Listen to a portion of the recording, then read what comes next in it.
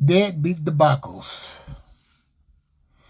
First and foremost, the title of Deadbeat applies to all people. This includes gender. Stay tuned for a rabbit hole discussion.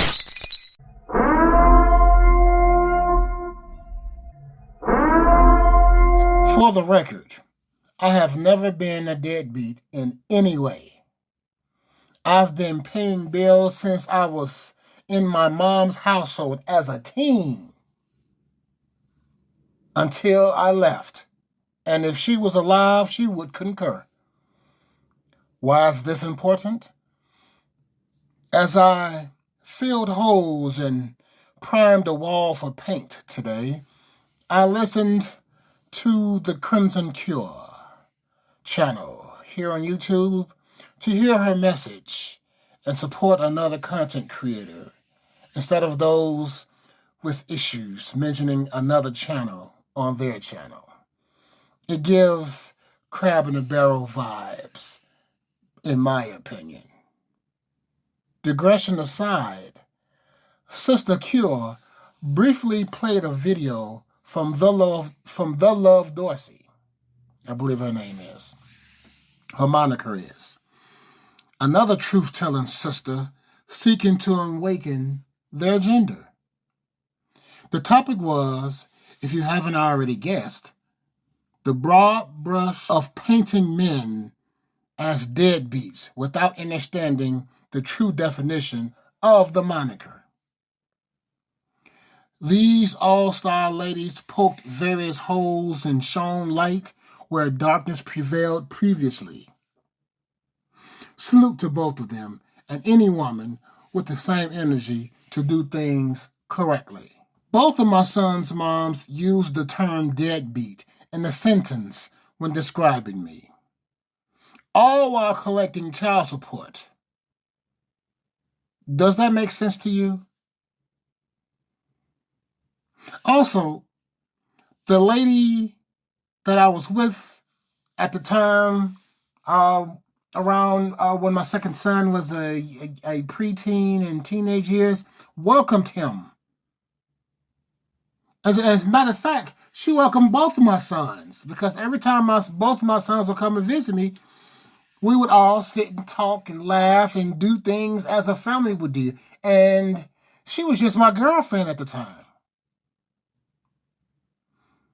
She treated both of my sons as if they were hers, her own. And as you can imagine, this drew ire. I-R-E, ire. Look it up. My second son's mom wasn't interested in our son's safety and happiness. She was more concerned about child support and who I was around. Child support that she lied to our son, stating that I wasn't paying, until my second born found all of the cash check stubs in a drawer.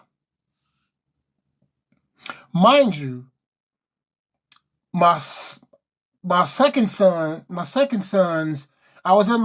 son's life from the time of conception until he became an adult, and she still wanted child support. My first son's mom, that situation is slightly different. I wasn't at a good place I wasn't in a good space, at that time. At the time of his conception.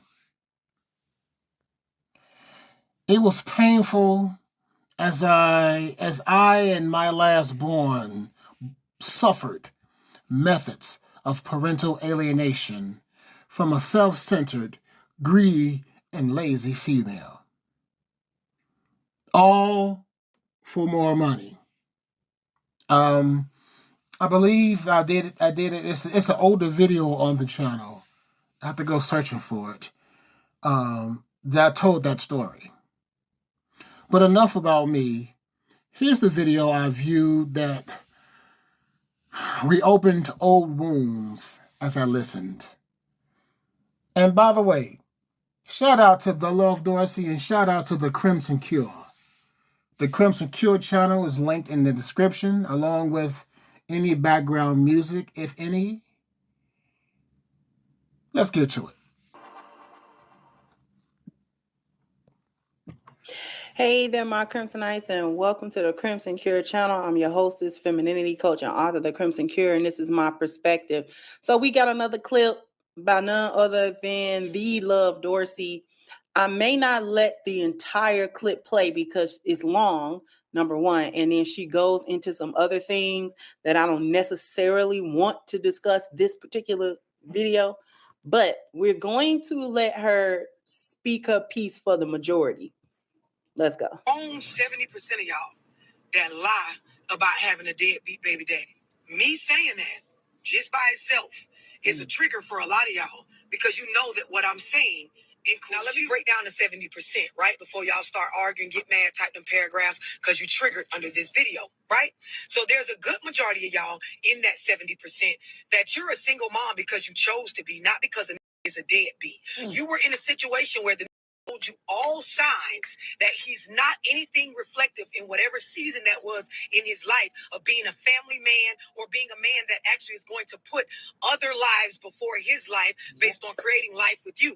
You felt like you could change a man, so you made the choice, my body, my choice, to have the child, knowing if we had grown folk talk, it was going to be you taking care of the child. You're not a victim, and ma'am, you don't have a in that 70%. There's a good majority of y'all that you got told by before you had the baby that he does not want to have a baby. He told you to get an abortion. He told you to take a plan B. He told you he don't want to have it. He told you up front he does not want to be a father for whatever reason. We ain't arguing about the reasons right now. We're just talking about those of y'all in the 70% that you got told we don't need this. We don't need a baby. You don't need a baby. I don't want a baby. Whatever the fuck you knew. And you made the decision because it's your body, your choice to have the baby anyway. So like the other people I mentioned, you knew what you were taking on. You don't have a deadbeat. You made a choice. And of course, you would like for things to be different, but you don't have a deadbeat.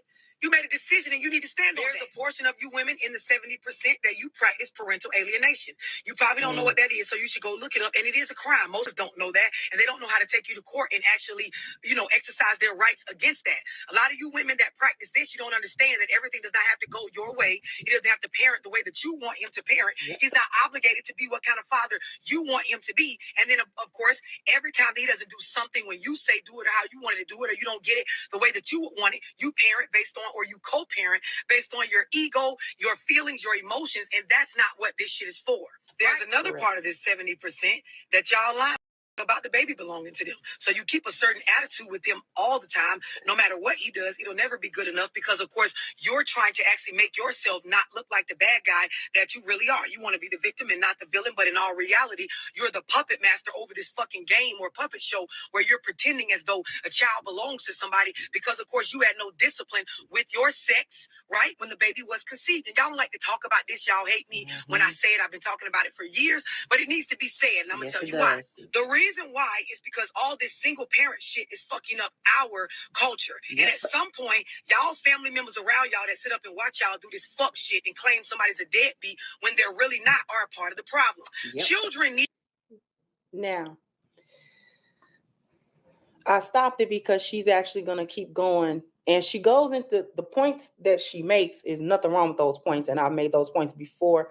I just don't want to necessarily talk about that because it's a lot to cover. She covered at least 4 to 5 different categories of single mom in the Black community that's detrimental. So she was saying that of the single mothers, about 70% are lying about that deadbeat dad. It's probably higher than that, especially as she broke down who consists of that 70% and how they are lying, like in what manner they are lying. So she talked about the first category or the first 2 categories, right, of lying about a deadbeat. You running around here, you having casual sex. You are not in any type of relationship. You are not in any dedicated relationship. It's not a relationship. It's not a commitment. It's certainly not a marriage. It's not any of them things. You're running around here, you're quote unquote dating. you are having casual sex, you just sort of hooking up with people and this and that. And you're hooking up and then you're getting pregnant. This man that you have gotten pregnant by has never indicated to you, A, that y'all was even in a relationship good enough for a child to come from it, right? You choose to go ahead with the pregnancy because, again, as she mentioned, your body, your choice. So you're not taking plan Bs, you're not using contraceptives, you're not taking any real precaution on any consistent basis to prevent the pregnancies in the first place and all of these other things. So you're kind of haphazardly doing this stuff. You're having sex. Maybe sometimes you might use a condom.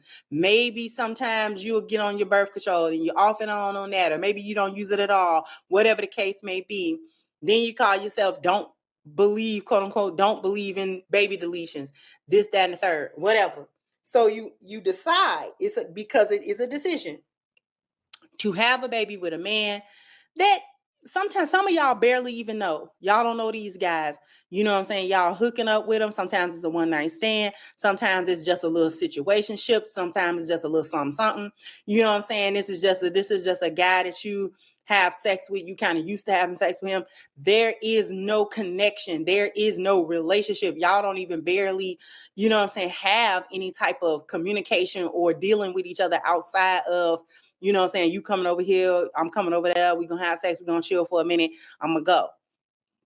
And y'all are getting pregnant in these situations. These are not deadbeat men because nobody told you that they were going to step up, because that was never the agreement. So they are not breaching an agreement because no agreement was made with you. Not, especially not one that included trying to create a family. The only agreement that was made with you was that we agree to have sex with each other. That was the only agreement, with actually the understanding that we didn't want to have no kids because we don't even barely know each other. So you're certainly not having any communication about that. You're not having any conversations about that. You're not close enough for it. This is a person that you don't really know nothing about. You don't know their family, you don't know their friends. They're not opening up to you. You're not opening up to them. You know what I'm saying? You know, it's not even a close friendship. It's just two people that got a physical attraction to one another, and you decide to let him hit, and then that's it. And then y'all are having kids with these men, and then getting mad that he doesn't want to do anything, or he ghosts you, or you know what I'm saying, or whatever. Like, he's gone. You might not even knew you was pregnant by the time y'all start stop messing with each other.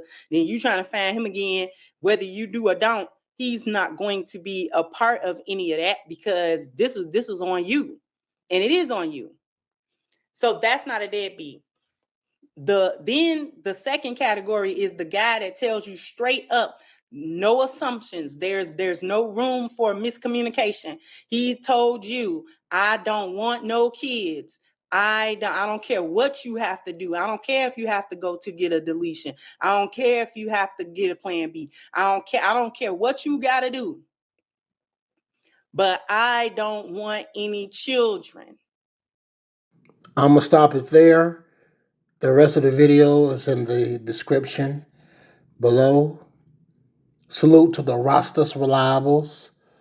And if you are a watcher, a shadow watcher, and you have not subscribed yet, what you waiting for? You see this right here where I'm pointing to right here? This proves that it's a societal problem, because it says that deadbeat can also refer to a father who does not live with his children and doesn't pay their mother. This definition gives females, women, ladies, the idea to sell their children or hold their children hostage from the father.